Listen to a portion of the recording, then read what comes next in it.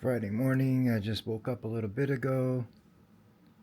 Decided to go online, learn a few things, and wanted to make a video. And I just want to show you the size comparison of the DJI Neo 2. This is the drone itself. This is my hand. Okay. The size comparison of the DJI Neo 2 to the DJI Air 3S. This my other little guy, Air 3S. There's the comparison.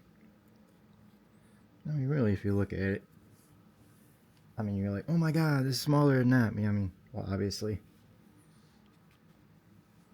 But, I mean, really. I mean, besides the arms folding out